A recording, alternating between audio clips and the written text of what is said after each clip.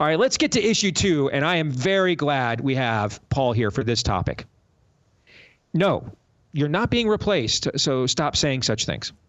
Last weekend on 60 Minutes, former Border Patrol chief during the first 2 years of the Biden administration, Raul Ortiz, says he's never had a singular conversation with Kamala Harris or Joe Biden. I've never had one conversation with the president or the vice president for that matter. And so I was the chief of the Border Patrol. I commanded 21,000 people. That's a problem. Now this week, California state lawmakers have introduced a bill that would create a program for illegal aliens to put zero down on a no payment, quote unquote, loan for a house. Not sure what transgendered math they're using. Conservative estimates are that around 7.2 million illegals have entered the country since Joe Biden took office. All right, Paul, I am very sincerely eager to get an alternative viewpoint to answer this question, okay? If this isn't a replacement, then what is the alternative explanation for what is being allowed to occur at the border? Well, I struggle to understand the replacement argument. Maybe you can enlighten me. But considering those here illegally can't vote in state or federal elections, there's no voting records to suggest they would be reliably Democratic voters. So that's one. But two, when it comes to the affordable housing, if only the federal government can deport these people and you want to prevent homeless encampments from consuming your streets, the state has to make it easier for these people to get housed. Now, I don't think it's right to reward their illegal behavior and offer them more favorable terms than law-abiding citizens on home loans, so I'm definitely not endorsing that idea. But I do acknowledge there are limited good options without the federal agencies stepping in. Ending sanctuary city policies would be a step in the right direction to curb the flow moving forward. But for those already there, it's a difficult problem to solve. And I will say, I really do think this is the first election cycle in decades where it will be possible for Democrats to go on the offensive with border security. I know that's crazy to probably hear, but I think you and other conservatives had valid concerns on that bipartisan immigration bill when it came to the D.C. Circuit Court and the daily crossings threshold. But not bringing it to the floor, not allowing it to go through an amendment process, and at least giving the optics that you're trying to improve it and just doing nothing because Trump said he wanted to run on the issue, I think Democrats will be able to use that to their advantage this November. Why aren't the federal agencies doing anything? That's a fair question. And I think Biden's record on the border is abysmal, and across party lines, he's underwater on that issue. So there's no excuse for the lack of action being taken. To answer your question of how the replacement idea works, you Cloward Piven the system, meaning you let it be overrun to the point that people then have no alternative but to give all these millions we've allowed in. It's not practical to deport them. We have to do something, as you just articulated. And so we give them a path to citizenship, and then eventually they get their citizens. They have a right to vote, and voila, you've just completed the greatest voter drive in American history. That's it. There's more to it than that, but for the sake of time, that's it in a nutshell. Okay, I feel it's a bit impractical, but your exit question addresses my answer on the other side, so maybe we'll jump there. Todd, you want to chime in next? I want to ask a question. Paul, do you believe that Biden actually does need additional legislation in order to do something about the border?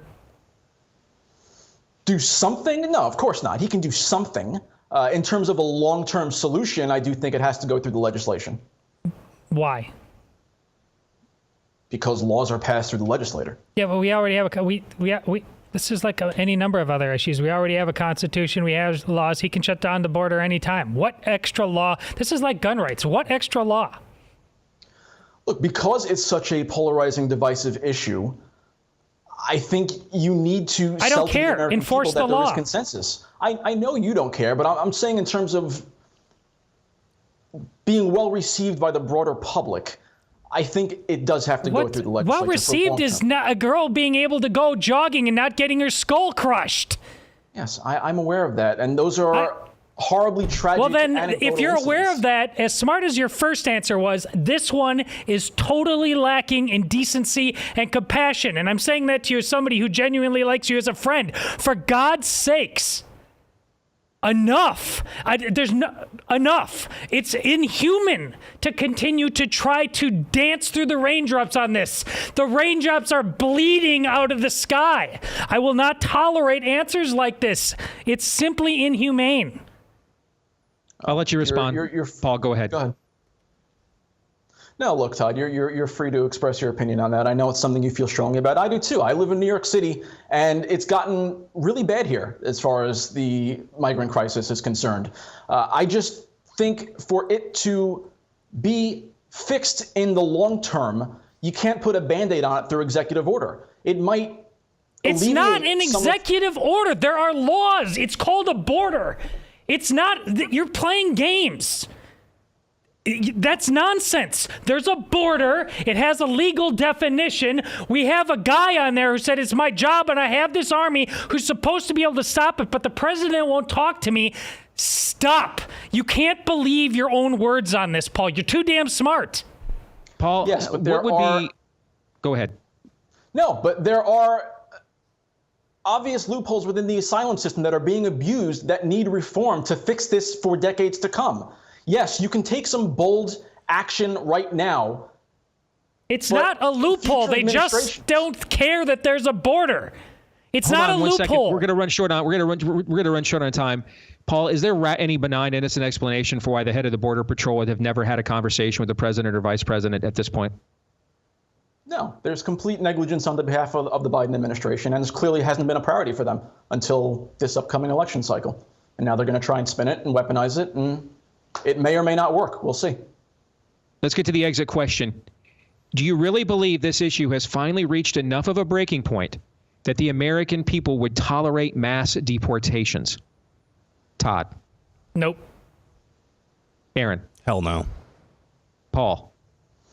I disagree. I think within reason, yes. I think if you limited the deportations to people who've arrived in maybe the last 24 months, anyone with a criminal record, anyone not employed, living off the taxpayer, I think you would find the will to tolerate some level of mass deportation if the criteria appeared reasonable. If it is as specified as what Paul just said, I actually agree with that.